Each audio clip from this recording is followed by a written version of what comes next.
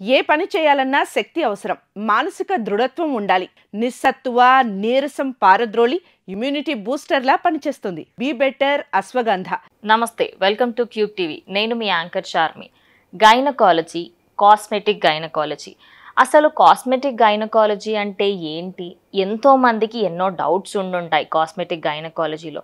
కానీ ఈ మధ్య హీరోయిన్సే కాకుండా ఎవరి దగ్గరైతే క్యాష్ పార్టీస్ ఉన్నారో వాళ్ళు కూడా కాస్మెటిక్ సర్జరీస్కి, కాస్మెటిక్ గైనక్ సర్జరీస్కి ఎక్కువ ప్రాధాన్యత ఇస్తున్నారు.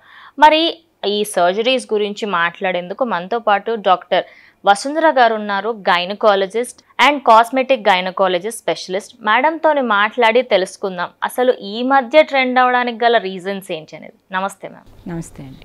అసలు మ్యామ్, ఈ మధ్య రీసెంట్ టైమ్స్లో చూసుకుంటే ఒకప్పుడు హీరోయిన్స్ కాస్మెటిక్ సర్జరీస్ చేసుకోవడం లేదా కాస్మెటిక్ గైనక్ సర్జరీస్ చేసుకోవడము ఇవి ముందు నుంచి ఉండేవి. కానీ ఇప్పుడు నార్మల్ హ్యూమన్ బీయింగ్స్ కూడా కొంచెం మనీ పెట్టేస్తే నేను అందంగా కనిపిస్తాను, బాడీ స్ట్రక్చర్స్ చేయించుకోవడానికి బ్రెస్ట్ ఎక్స్టెన్షన్స్ చేయించుకోవడం ఇలాంటివి చేస్తున్నారు. దానిపైన మీరు ఏమంటారు డాక్టర్?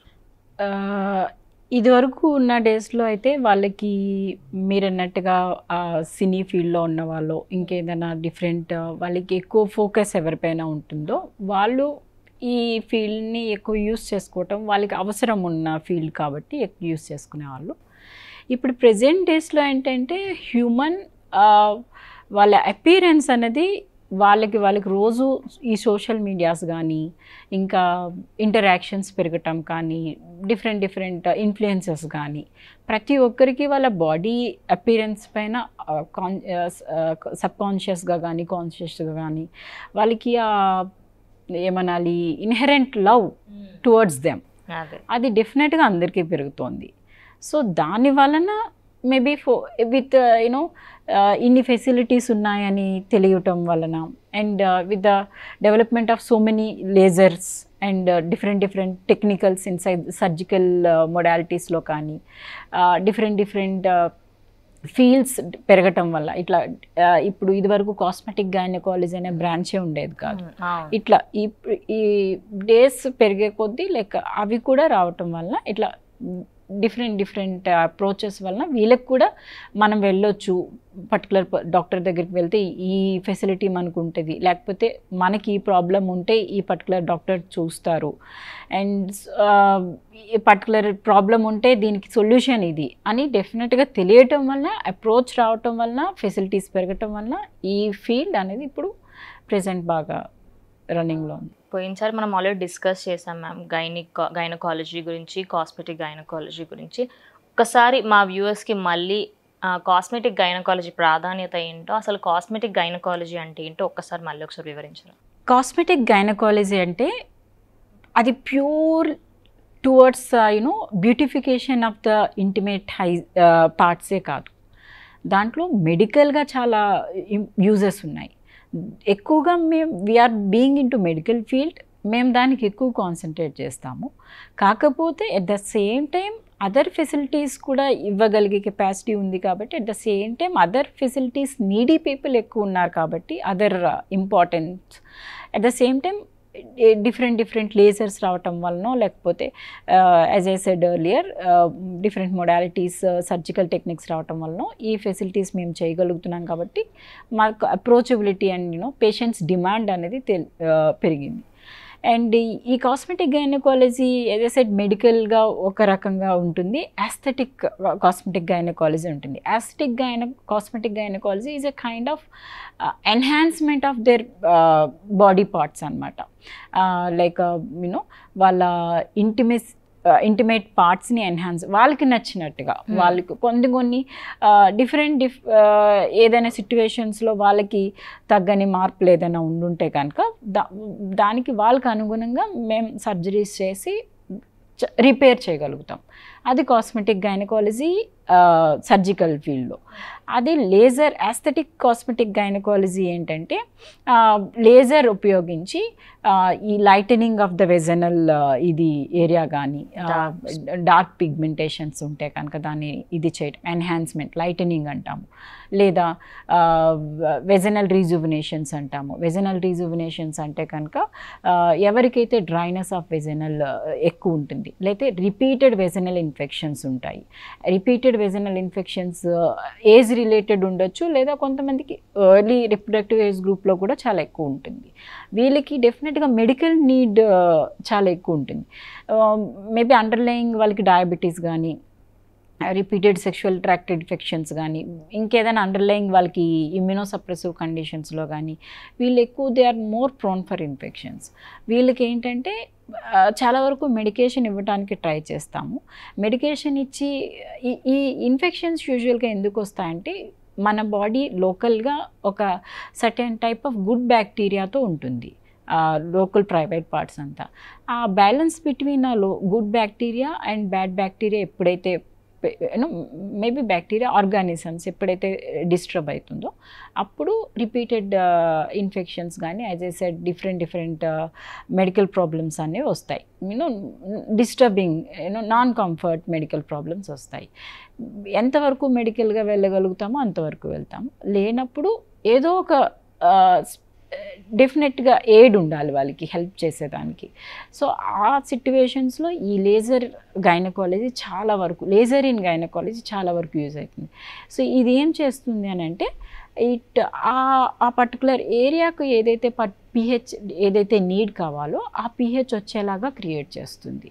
ఆ క్రియేట్ చేసి ఆ లేజర్స్ ఏంటంటే painless procedures, just simple out patient procedures. ఇవన్నీ హాస్పిటలైజేషన్ అవసరం లేదు, జస్ట్ రిపీటెడ్ ఒక సర్టెన్ సిట్టింగ్స్లో చేసుకొని వెళ్ళిపోవచ్చు. అట్లాంటప్పుడు ఏమవుతుంది, మళ్ళీ వాళ్ళకి pH బ్యాలెన్స్ కానీ, ఆ ఫ్లోరా బ్యాలెన్స్ కానీ, ఆ డిస్టర్బెన్స్ కానీ, డ్రైనెస్ కానీ ఇవన్నీ తగ్గితే మళ్ళీ వాళ్ళు they can resume to their original activity అనమాట.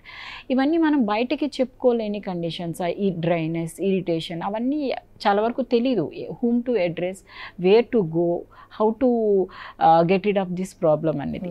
సో వీళ్ళకి చాలా వరకు ఈ ప్రాబ్లమ్కి సొల్యూషన్ ఉందని చాలా వరకు ఇదివరకు తెలిసేది కాదు.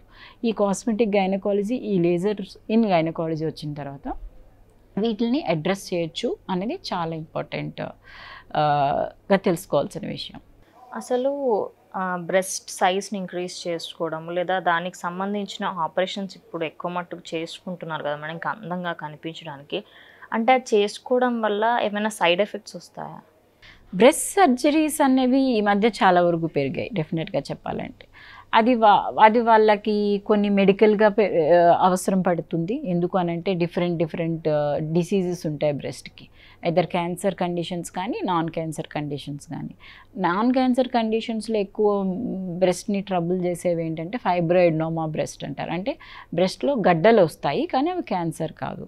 సో వాటిని అది రిపీటెడ్గా మనకి బ్రెస్ట్ లోపల ఒక టైప్ ఆఫ్ గడ్డ ఉందంటే అంత యాక్సెప్టబుల్ కాదు. సో ఆ భయం ఉంటుంది, అది ఎప్పుడు క్యాన్సర్ కింద డెవలప్ అవుతుంది అనే ఉద్దేశంతో. అట్లాంటప్పుడు అది తీయించుకుంటారు. అది తీయించుకున్నప్పుడు ఏమవుతుంది, హాలోనస్ ఆఫ్ బ్రెస్ట్ పెరుగుతుంది. హాలోనస్ ఆఫ్ బ్రెస్ట్ పెరిగినప్పుడు దాన్ని మళ్ళీ మనం నార్మల్ స్ట్రక్చర్కి తీసుకురావాల్సిన అవసరం ఉంది. లేకపోతే ఇన్ఈక్వాలిటీ ఆఫ్ బ్రెస్ట్స్ ఉంటాయి. లేదా హాలోనెస్ అనేది వాళ్ళకి ఒక సైకలాజికల్ డిస్టర్బెన్స్ కూడా ఉంటుంది అనమాట. అపీరెన్స్ కూడా ఫ్రంట్కి బాగుండదు. సో దాన్ని మళ్ళీ రెజ్యూమ్ చేసుకునే దానికి ఈ బ్రెస్ట్ సర్జరీ హెల్ప్ అవుతుంది.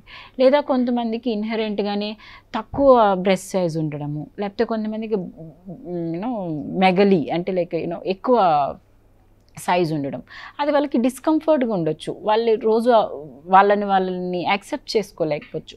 అట్లాంటప్పుడు అంత బాధపడాల్సిన అవసరం అయితే లేదు. With the availability of these many surgeries these many techniques and cosmetology in medicine.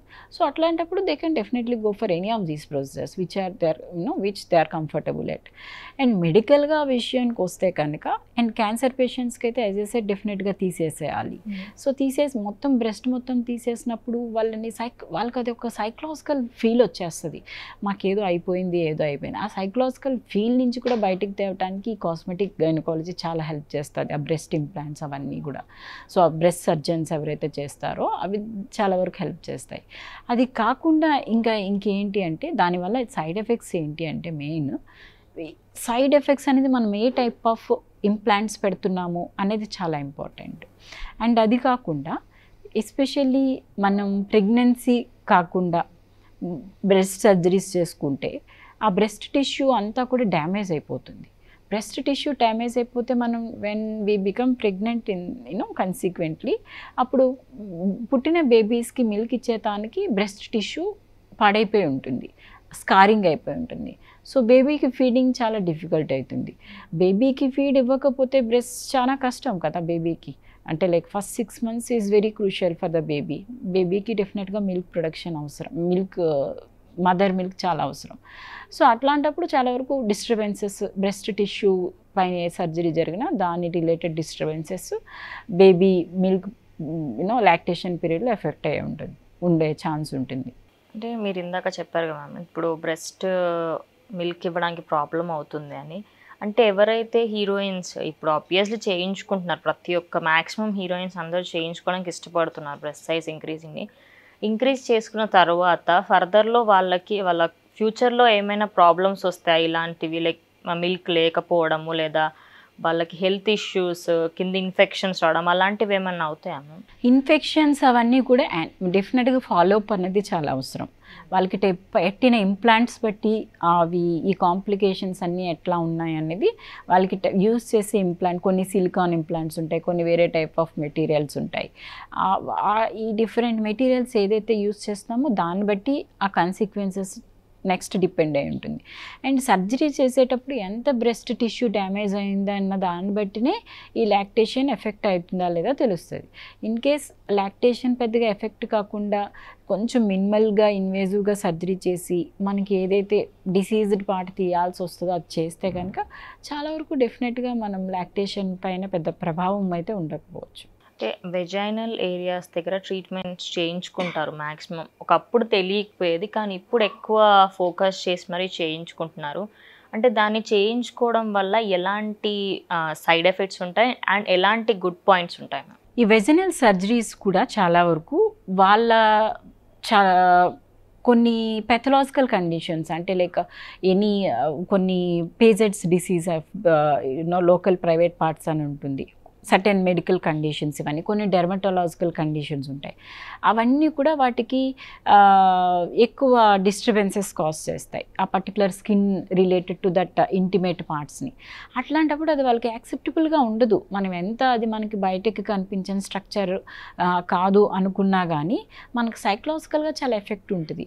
అసలు గట్టిగా మాట్లాడితే 8 out of 10 patients are definitely are conscious about their intimacy health. కాకపోతే బయటకి అవేర్నెస్ లేక, బయట మాట్లాడక, మేబీ ఇన్హెరెంట్ షైనెస్ వల్ల దేనికో వాళ్ళు బయటకు రాకపోవచ్చు కాక, but everybody is particular about their intimate health or what's ever physical body appearance కావండి. డెఫినెట్గా ఈచ్ పార్ట్ ఆఫ్ బాడీ పైన వాళ్ళకి డెఫినెట్గా లవ్ ఉంటుంది. ప్రతి బాడీ పార్ట్ కూడా వాళ్ళకి తగ్గట్టుగా వాళ్ళకి యాక్సెప్టబుల్గా ఉండాలని ఇది ఉంటుంది. సో అది చేయించుకోవడం అయితే 100% న్యాయమే. ఎవరికి తగ్గట్టుగా వాళ్ళు ఉండాలి అనుకోవడంలో తప్పైతే లేదు. అయితే మనం వెళ్తున్న ప్రొసీజర్ ఏంటి, దాని నుంచి సైడ్ ఎఫెక్ట్స్ ఏమైనా ఉన్నాయా అని తెలుసుకోవడం చాలా ఇంపార్టెంట్. కొన్ని లేజర్ ప్రొసీజర్స్ చాలా వరకు 90%, 95% ఏది హార్మ్ఫుల్ కాదు. అయితే when you are pregnant, when you are anticipating pregnant, డెఫినెట్గా మీకు ట్రీట్ చేస్తున్న డాక్టర్కి అయితే చెప్పాల్సి ఉంటుంది. లేజర్స్లో ఎక్కువ రేడియేషన్ ఎఫెక్ట్స్ ఉండవు కాబట్టి కానీ లేజర్ ఏదైనా లేజరే కాబట్టి, బట్ మన రిప్రొడక్టివ్ ఆర్గాన్స్ అన్న ఆ ఏరియాలో ఉంటాయి కాబట్టి ప్రికాషనరీగా మెజర్స్ తీసుకోవడం వెన్ యూఆర్ ప్రెగ్నెంట్ కానీ యాంటిసిపేటింగ్ ప్రెగ్నెన్సీ కాబట్టి ఆ టైంలో అవాయిడ్ చేస్తే మళ్ళీ పోస్ట్ ప్రొసీజర్ తర్వాత మళ్ళీ we can get them set all of them. So ఈ ప్రొసీజర్స్ వల్ల 90% ఏమీ డ్యామేజ్ ఉండదు. కానీ కొన్ని సర్జికల్ ప్రొసీజర్స్ బాగా సక్సెస్ అయితే బాగానే ఉంటాయి. మనం చేసే ప్రొసీజర్లో ఏదైనా ప్రాబ్లం అనిపించినా కొంచెం ఒక్కొక్కసారి ప్రొసీజర్ బాగా చేసినా హీలింగ్ సరిగ్గా లేకపోతునో, ఇన్ఫెక్షన్ ఎక్కువ అవ్వటము, లేకపోతే ఇంకేదైనా కారణంలో ఫెయిల్ అయిపోతే ఇదివరకు ఉన్న స్ట్రక్చర్ కూడా ఇప్పుడు ఇంకొంచెం డ్యామేజ్ అయిపోయి స్కార్ అవ్వటము లేకపోతే అట్లాంటివి అవుతూ ఉంటాయి అన్నమాట. సో మనం ఎవరిని చూస్ చేసుకుంటున్నాము, ఫెసిలిటీ ఏంటి, ఏ టైప్ ఆఫ్ ప్రొసీజర్కి వెళ్తున్నాము, మనకి ఏది అవసరం అన్నది తెలుసుకోవడం చాలా ఇంపార్టెంట్. అంటే కొందరికి సక్సెస్ అవుతుంది ఈ breast surgeries and vaginal surgeries సంబంధించి. కొందరు హీరోయిన్స్ని మనమే చూస్తూ ఉంటాం. ఎగ్జాంపుల్గా పేర్లు అక్కర్లేదు, కొందరు హీరోయిన్స్కి ఎలా అంటే బ్రెస్ట్ సర్జరీస్ వాళ్ళ కెరియర్ని నాశనం చేసే లెవెల్లో అయిపోయాయి. అంటే 1 is larger and 1 is smaller లాగా అట్లా సైజెస్ డిఫరెన్స్ అయిపోవడంతో ఎంతోమంది భయపడుతున్నారు చేయించుకోవడానికి కూడా. అంటే భయపడుతున్న వాళ్ళకి, అపోహలు ఉన్న వాళ్ళకి మీరేం చెప్తారు డాక్టర్? యాక్చువల్లీ ప్రతి సర్జరీ ఫెయిల్యూర్కి కూడా ఏదో ఒక అండర్లైయింగ్ రీజన్ ఉంటుంది. ఒక పర్టికులర్ పర్సన్కి అది ఎందుకు ఫెయిల్ అయింది అనేది ఆ particular person related body image and type of surgery, ఆ పోస్ట్ సర్జికల్ ఈవెంట్స్ అవన్నీ కూడా చాలా డిపెండ్ అయి ఉంటాయి. సో మేబీ అందరికీ అట్లా అవుతుందని నేను అనుకోను. అవన్నీ ముందరనే మనం ప్రాపర్గా డిస్కస్ చేసి are we the ideal candidate for that particular kind of surgery అనేది మనం సర్జరీకి ముందరే డిసైడ్ చేసి వెళ్తే ఫెయిల్యూర్ రేట్స్ అనేవి చాలా తక్కువ ఉంటాయి. ఇండియాలో దీనికి ప్రాధాన్యత ఎక్కువ ఉందా డాక్టర్? అంటే ఇండియాలో మ్యాక్సిమం ఉంది, కానీ హైదరాబాద్లో ఎంత మట్టుకి దీని మీద ఎఫెక్టివ్గా పబ్లిక్కి తెలిసిన వాళ్ళు లేదండి. ఇప్పుడిప్పుడే ఎమర్జ్ అవుతుంది ఇది. చాలా వరకు మనకి ప్రాపర్గా డాక్టర్ దగ్గరికి వెళ్ళి అడుగుతారు, కానీ ఈ కాస్మెటిక్ అసలు బేసికలీ కాస్మెటిక్ గైనకాలజిస్ట్ అంటే ఏంటి, మనకి ప్రాబ్లం వస్తే ఎవరి దగ్గరికి వెళ్ళాలి, మనకి ఏ ప్రాబ్లం వస్తే కాస్మెటిక్ గైనకాలజిస్ట్ దగ్గరికి వెళ్ళాలనేది చాలా వరకు తెలియదు. మెయిన్ ఇంపార్టెంట్ విషయం చెప్పినా నేను మెడికల్గా చెప్పాలి అని అంటే 2 medically important 3 or 4 medically important కండిషన్స్కి చాలా బాగా హెల్ప్ అవుతుంది cosmetic gynaecology. Apart from their ఏమనాలి యాస్థెటిక్ పార్ట్ వదిలిపెడితే, లైక్ బ్యూటిఫికేషన్ పార్ట్ వదిలిపెడితే, మెడికల్గా అయితే ఈ పోస్ట్ ప్రెగ్నెన్సీ తర్వాతను, లేకపోతే పోస్ట్ ప్రెగ్నెన్సీ అంటే పోస్ట్ నార్మల్ డెలివరీ తర్వాతనో, లేకపోతే ఏజ్ అడ్వాన్స్ అవ్వడం వలనో వాళ్ళ వెజైనా డ్రై అయిపోయి, ఏమనాలి వెజైనా డ్రై అయిపోవడం, వెజైనా లూజ్ అయిపోయి వాళ్ళకి ఆ సెక్షువల్ సాటిస్ఫాక్షన్ అనేది చాలా తక్కువ ఉంటుంది. వాళ్ళకి వెజనల్ ఇదైపోయి వాళ్ళ హస్బెండ్స్ నుంచి వాళ్ళకి ఏ కైండ్ ఆఫ్ రిజెక్టెన్స్ వస్తుంది అనమాట. సో అట్లాంటి వాళ్ళకి ఎవరి దగ్గరికి వెళ్ళాలి, నాకు ఈ టైప్ ఆఫ్ ప్రాబ్లం ఉంటే నేను ఎవరితో సర్జరీ చేయించుకోవాలి, అసలు సర్జరీ అవసరమా, దీనికి వేరే టెక్నిక్స్ ఉన్నాయా అన్న విషయమే తెలీదు చాలామందికి. సో చాలా వరకు ఈ లేజర్ యూజ్ చేస్తే కనుక ఈ వెజనల్ టైటనింగ్ చేయొచ్చు, లేజర్ యూజ్ చేసే సర్జరీ అవసరం లేకుండానే. సో పోస్ట్ డెలివరీస్ వలన లూజ్ అయిపోయిన వెజైనాని అండ్ లేకపోతే మెనోపాజ్ రిలేటెడ్ మజిల్ వీక్నెస్ వలన, లేకపోతే ఇన్హెరెంట్గా బాడీ మజిల్ వీక్నెస్ వలన, ఏదైనా కానివ్వండి అండర్లైన్ కండిషన్, ఎవరికైతే ఆ వెజైనా వీక్ అయిపోయి వాళ్ళకి ఆ సెక్షువల్ డిస్ఫంక్షన్ ఎవరికైతే ఉంటుందో, లేకపోతే వాళ్ళకి ఇన్హెరెంట్గా నాకు వెజైనా బాగా లూజ్గా ఉంది, I want to get it tightened అని ఎవరికైతే అనిపిస్తుందో వాళ్ళకి చాలా వరకు ఈ ఫెసిలిటీ బాగా హెల్ప్ అవుతుంది. ఎదర్ లేజర్ కానివ్వండి, లేకపోతే సర్జికల్ టెక్నిక్ వలన కావండి. లేజర్తో మనం ఎంతవరకు హెల్ప్ చేయగలుగుతాం అనేది ఫస్ట్ అసెస్ చేస్తాము. అది సెట్ అయిందా చాలా వరకు ఓకే, లేదు అవ్వట్లేదు అని అంటే అప్పుడు సర్జికల్గా వాళ్ళకి హెల్ప్ చేస్తాం. సో చాలా ఇంపార్టెంట్ అన్అడ్రెస్డ్ ఇష్యూని మనం చాలా వరకు హెల్ప్ చేయగలుగుతాం ఇక్కడ. ఇది ఒక పాయింట్.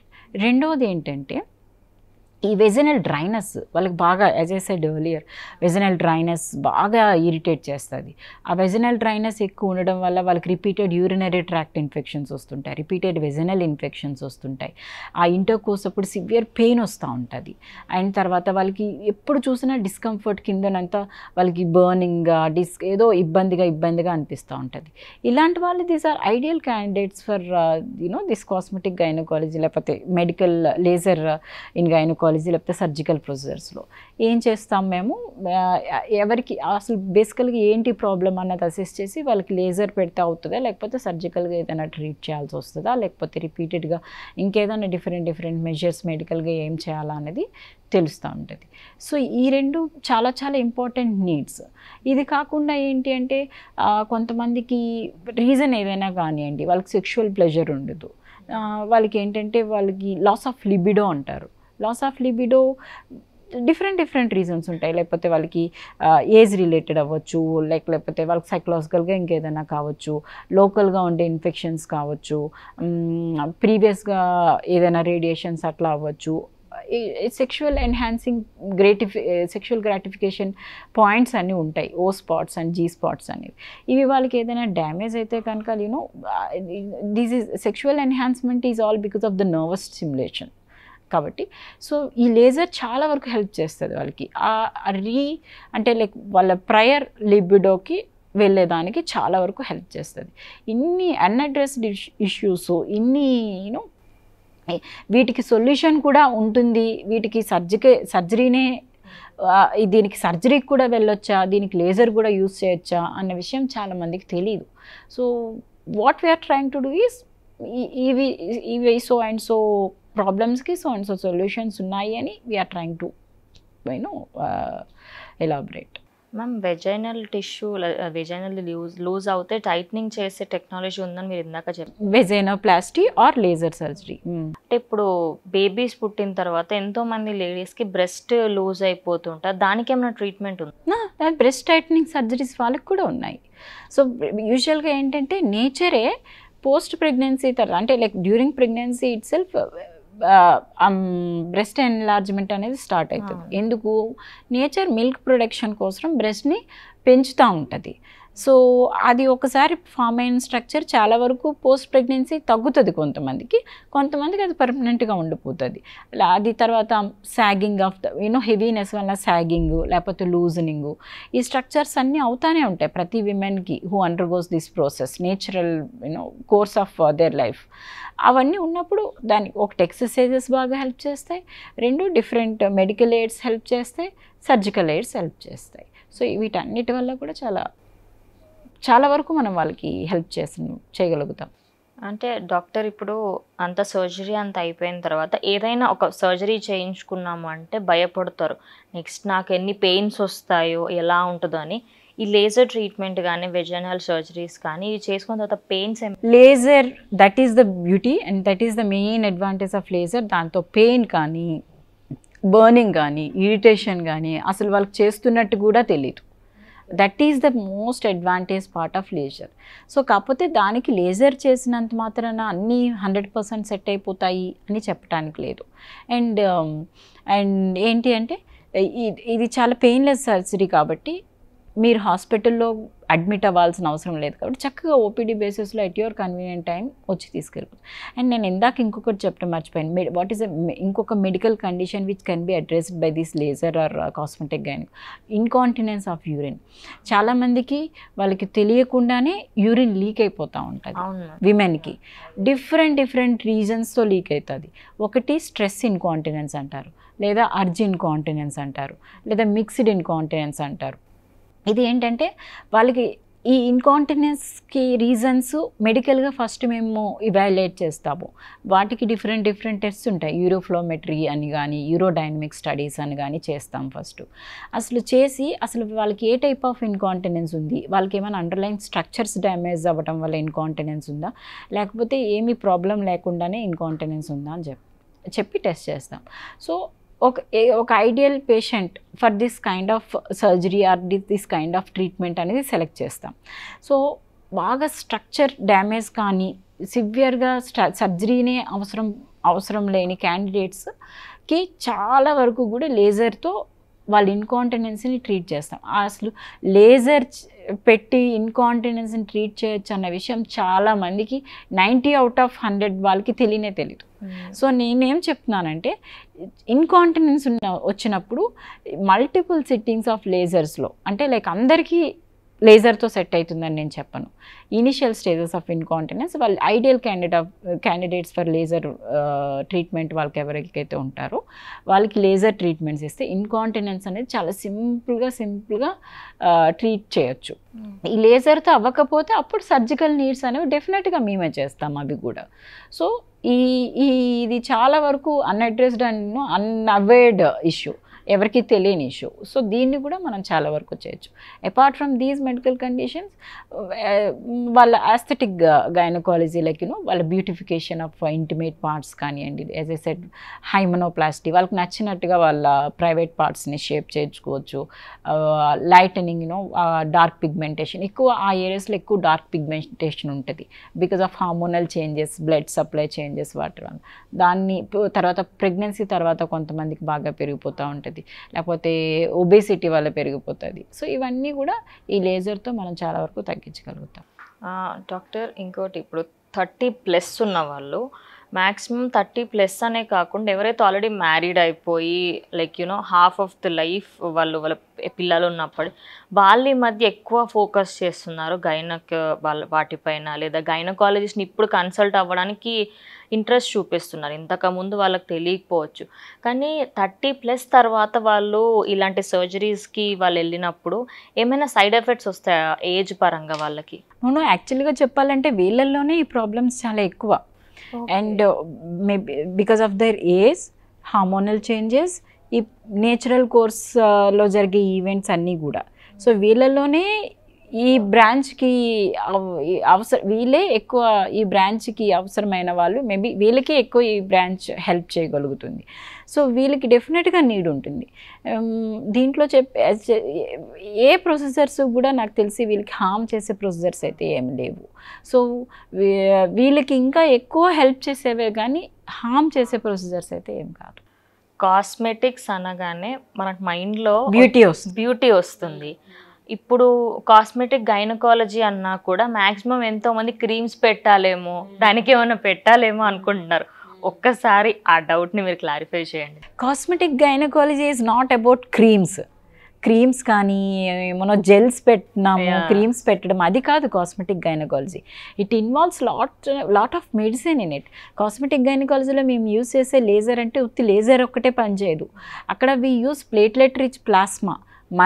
మన ఓన్ బ్లడ్డే తీసుకొని ప్లేట్లెట్స్ని సపరేట్ చేసి అక్కడ ఆ పర్టికులర్ ఏరియాస్లో మనం పంపిస్తాము. ఎందుకు? బాడీగా ఈ పిఆర్పీస్కి ఇప్పుడు చాలా అడ్వాంటేజెస్ ఉన్నాయి. పిఆర్పీ అంటే platelet rich plasma. So at the same time laser ఉపయోగిస్తాము, అట్ ద సేమ్ టైం ఈ మెడికల్గా మన ఓన్ బ్లడ్లోనే మనకి కావాల్సిన ప్రొడక్ట్స్ని తీసుకొని మనం ఆ ఏరియాస్లో ఇంజెక్ట్ చేస్తూ ఉంటాం అనమాట.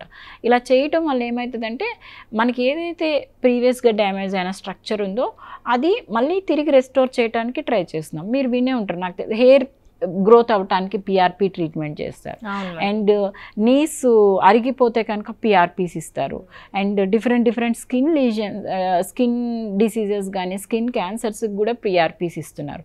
అంటే పిఆర్పీస్ ఆర్ కైండ్ ఆఫ్ ఏం చెప్పాలి, వాటికి చాలా వరకు హీలింగ్ పవర్ ఎక్కువ ఉంటుంది. సో ఆ హీలింగ్ పవర్ని మేము ఆ మెడిసిన్ని మేము యూస్ చేస్తున్నాము. We're not beauticians actually. We're into a proper kind of medicine. Utilizing different technologies along with the medical aids అనమాట. Cosmetic gynaecology is not about creams, gels and ఇవి కాదు. We're dealing with all medical problems along with that ఆ machinery ఏదైతే ఉందో అవి ఇది కూడా help చేస్తుంది. కాబట్టి we try to deal with them as well. Ma'am, ఇవి మా ఆడియన్స్ నుంచి కొన్ని వచ్చిన క్వశ్చన్స్. శానిటరీ ప్యాడ్స్ బదులుగా ఇప్పుడు మెన్స్ట్రల్ కప్స్, టాంపాన్స్ అండ్ కొన్ని ప్యాంటీస్ కూడా వస్తున్నాయి. అవిట్లలో మీ దృష్టిలో ఏది best ma'am? It all depends on their comfort. నిజంగా చెప్పాలంటే శానిటరీ ప్యాడ్స్ నుంచి దీనికి ఎందుకు షిఫ్ట్ అవుతున్నారు అంటే, ఈ మెన్స్ట్రల్ కప్స్, ట్యాంపూన్స్కి ఎందుకు షిఫ్ట్ అవుతున్నారు అని అంటే, శానిటరీ ప్యాడ్స్ అయితే ఊరికే ర్యాష్ చేంజ్ చేయటము, చాలా వరకు సెన్సిటివిటీ ఇష్యూస్, ఆ కాటన్ ఫ్యాబ్రిక్ ఏదైతే యూస్ చేస్తారో దానికి ర్యాషెస్ పెరిగిపోయి సెన్సిటివిటీ ఇష్యూస్ అండ్ ఆ ఏదైతే బ్లడ్ మళ్ళీ వాళ్ళకే తెలుస్తుంది అన్న ఉద్దేశంతో ఆ శానిటరీ ప్యాడ్స్కి చాలా వరకు నుంచి దాని నుంచి షిఫ్ట్ అవుతున్నారు. ఈ మెన్స్ట్రువల్ కప్స్ ఇవన్నీ ఏంటంటే ఇవి ఇప్పుడున్న లేటెస్ట్ ట్రెండ్స్ అనమాట. We can just simply dispose them. ఏదైతే మెన్స్ట్రువల్ బ్లడ్ అవుతుందో అది మళ్ళీ ఇంక బాడీలో ఇంకే పార్ట్కి టచ్ కాదు. అండ్ అది చాలా డిస్కంఫర్ట్. మనకు నచ్చిన టైప్ ఆఫ్ డ్రెస్సింగ్స్ వేసుకోవచ్చు, మనం ఎక్కడ కావాలంటే అక్కడికి వెళ్ళిపోవచ్చు, అండ్ వాటర్లో బేత్ చేయొచ్చు. శానిటరీ ప్యాడ్స్ వేసుకుంటే ఇవన్నీ చేయలేము. శానిటరీ ప్యాడ్స్ వేసుకుంటే మనకి చాలా వరకు స్టెయినింగ్ అండ్ ఈ ర్యాష్, వాటర్లోకి వెళ్ళలేము. మనకు నచ్చిన dress, A type of dress కావాలంటే ఆ టైప్ ఆఫ్ డ్రెస్ వేసుకోలేము. ఇప్పుడున్న ట్రెండ్ అంతా కూడా వాళ్ళకి they are free in all kind of their activities. They want to be free. So వాళ్ళకి ఎప్పుడు కూడా ఏది కూడా ఏ పాయింట్ ఆఫ్ టైంలో రిస్ట్రిక్షన్ అనేది ఉండకూడదు అనేది ఇప్పుడు ఎస్పెషల్లీ ఈ గ్లామర్ ఫీల్డ్లో ఉన్న వాళ్ళకైతే వాళ్ళకి ఏ టైప్ ఆఫ్ బట్టలు ఎప్పుడు కావాలంటే అప్పుడు వేసుకోవాల్సి వస్తుంది. అట్లాంటి వాళ్ళకి ఈ sanitary pads and at the same time it is not about the glamorous field and all. ఈ మెన్స్ట్రువల్ కప్స్ అనేవి చాలా హైజీనిక్గా ఉంటాయి అండ్ చాలా కంఫర్టబుల్, వాళ్ళకి ఇంకా చాలా advantage when compare to sanitary pads. అందుకు డాక్టర్ అంటే కొంతమంది ఇప్పుడే పీరియడ్స్ స్టార్ట్ అయిన వాళ్ళు ఫస్ట్ 2 months బాగానే ఉంది నాకు పీరియడ్స్, ఫస్ట్ డే అవుతుంది, సెకండ్ డే అవుతుంది, థర్డ్ డే నుంచి మళ్ళీ అవ్వట్లేదు, మళ్ళీ ఎప్పుడో 7th day అవుతుంది అంటారు. దానికి ఏంటి మ్యామ్ రీజన్? అది ఆల్ దీస్ ఆర్ అంటే మీరు అన్న ప్రాబ్లం లైక్ ఇప్పుడిప్పుడే మెన్స్ట్రుయేషన్ స్టార్ట్ అయిన వాళ్ళకి ఉంది అంటే కనుక దట్ ఈజ్ ఎక్స్పెక్టెడ్. ఎందుకంటే ఆల్ ఆఫ్ ఎ సడన్ వాళ్ళకి మనకి మెన్స్ట్రువల్ సైకిల్ అనేది ఒక సైకిల్. అంటే ఇప్పుడు వచ్చిందంటే మళ్ళీ నెక్స్ట్ మంత్ నా డేట్కి వస్తుంది అంటే ఆ సైకిల్ అనేది ఇలాగా ఒక సర్కిల్ తీసుకురావాలి. ఆ సైకిల్ వాళ్ళకి కంప్లీట్గా ఎస్టాబ్లిష్ అవ్వడానికి కొంచెం టైం పడుతుంది, ఎస్పెషల్లీ అప్పుడే మెన్స్ట్రుయేషన్ అయిన వాళ్ళకి.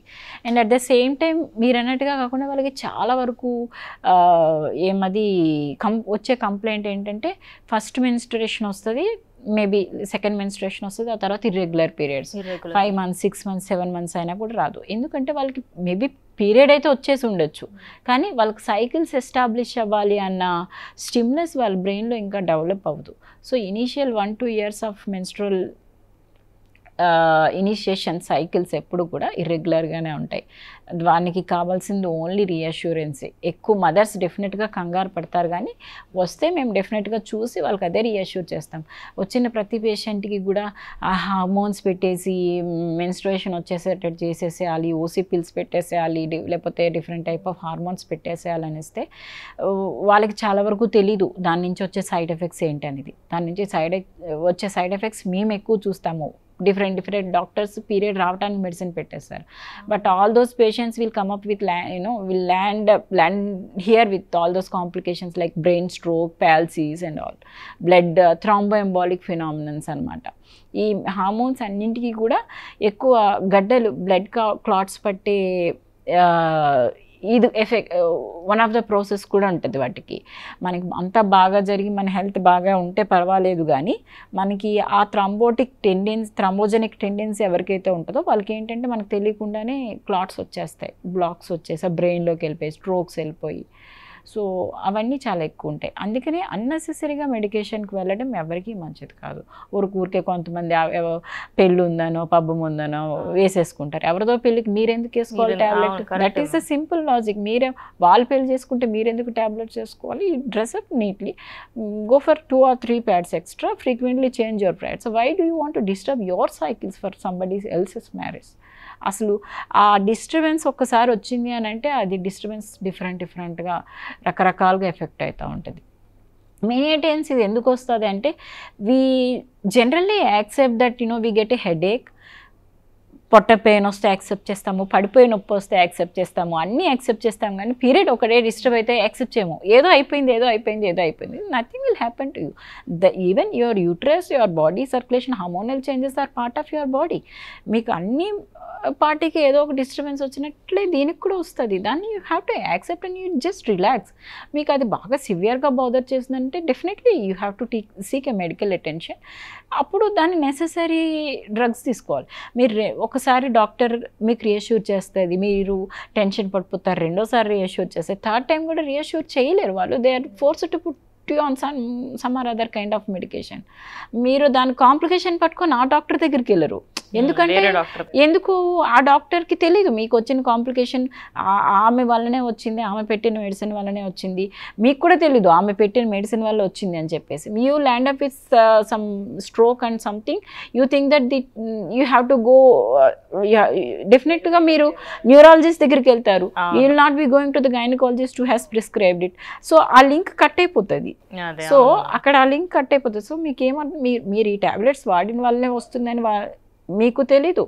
మీరు పెట్టిన ట్యాబ్లెట్స్ వల్ల వచ్చింది, నేను ఈ ప్రాబ్లమ్స్కి ల్యాండ్ అయ్యానని అక్కడున్న డాక్టర్కి తెలీదు. సో ఆ లింక్ ఎప్పుడైతే కట్ అయిందో ఇలా ఏమంటారు మిస్యూజ్ అనేది ఎక్కువైపోతూ ఉంటుంది. అండ్ బేసికలీ నేను చూసిన మట్టుకి నా ఫ్రెండ్స్ ఎవరైనా ఆర్థోడాక్స్ ఫ్యామిలీ నుంచి, బ్రాహ్మణ్స్ ఫ్యామిలీ, వాళ్ళు ఇంకెక్కువ ఏమన్నా ఉంది అంటే టాబ్లెట్స్ వేసేసుకోవడం. ఇప్పుడు ఓవర్ ద కౌంటర్ మెడికేషన్ అసలు మీరు ఇలా వెళ్ళి అలాగా ఫార్మసిస్ట్కి అడిగితే కూడా ఇచ్చేస్తారు.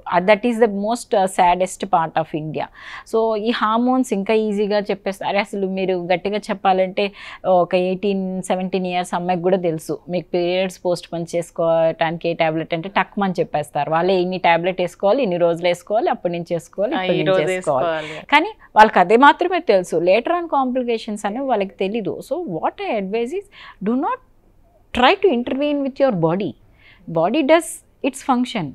నీకు అవసరమైనది ఏదైనా ఉంటే నీ body when it is not functioning properly, you go to the doctor. When it is functioning properly, you do not go to doctor to interrupt its process. That's what I advise. ఫైనల్గా periods గురించి ఎలాగో మాట్లాడుతున్నాం కాబట్టి irregular periods ఒకవైపు అంటే regular periods కాకుండా 15 days ఒకసారి వస్తుంది, మళ్ళీ 15 days అయిపోగానే మళ్ళీ ఇంకొకసారి వస్తుంది. 1 month frequent menstrual cycles. Too much off frequency వాళ్ళకి ఎట్లా అంటే 5 days కంటిన్యూస్ ఉంటుంది. అది దానివల్ల ఏమైనా ప్రాబ్లమ్స్ వస్తాయా మ్యామ్? ఇంత ఫ్రీక్వెన్సీ ఆఫ్ మెన్స్ట్రువల్ సైకిల్ రెండు రకాలుగా ఎఫెక్ట్ చేస్తుంది. ఒకటి వాళ్ళకి సైకలాజికల్గా చాలా ఇబ్బంది. వాళ్ళు అసలు చాలా disturbance. Once in 1 month for 3-4 days it is very much acceptable. ఎందుకంటే వీఆర్ యూస్ టు విమెన్ కాబట్టి వస్తుంది కాబట్టి మనకు అది కష్టం కాదు. కానీ అదే పనిగా 2-3 సార్లు ఫ్రీక్వెంట్గా వస్తే ప్రీవియస్ డేస్ లాగా మనం ఇంట్లో కూర్చొని మనకి ఆ 3 రోజులు బయట కూర్చొని రెస్ట్ తీసుకుంటే మనకి ఎవరో ఒకరు తెచ్చి వండి పెట్టే డేస్ కాదు కదా ఇది.